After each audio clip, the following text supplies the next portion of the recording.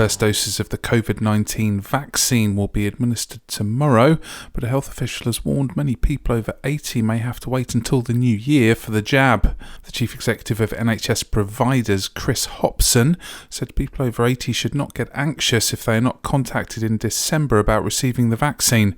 The warning came as hospitals began to receive the first tranche of 800,000 doses of the vaccine over the weekend.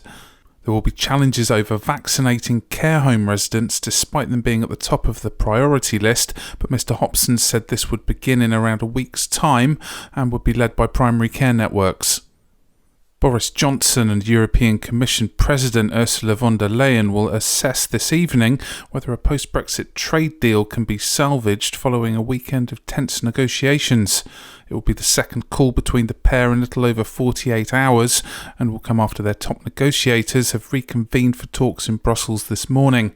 British sources have denied they have agreed a transition period of up to 7 years for European boats to fish in UK waters, while it is being reported EU negotiators are insisting on a ratchet clause under which the UK would face additional tariffs for not mirroring changes to European rules on issues like environmental standards and workers' rights. Donald Trump's lawyer, Rudy Giuliani, has said he is feeling great despite contracting coronavirus. The president confirmed yesterday Mr Giuliani had tested positive and the 76-year-old was admitted to hospital in Washington, D.C. The diagnosis came after Mr Giuliani had travelled extensively to battleground states in recent weeks in an effort to help Mr Trump challenge his election defeat.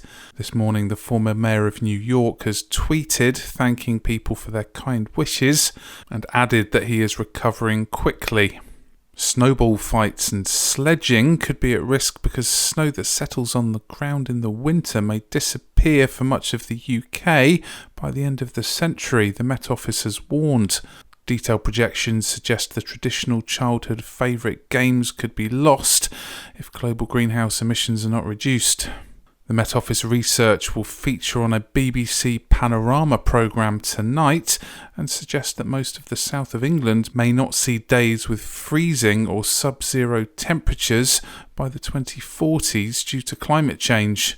The findings are based on projections assuming global emissions continue to increase, and the Met Office said that while this scenario may not be the most likely outcome, it is credible. And finally, a 5-year-old girl's picture of Rudolph the red-nosed reindeer dancing by a 2-metre apart social distancing sign has won the Big Issues Christmas cover competition.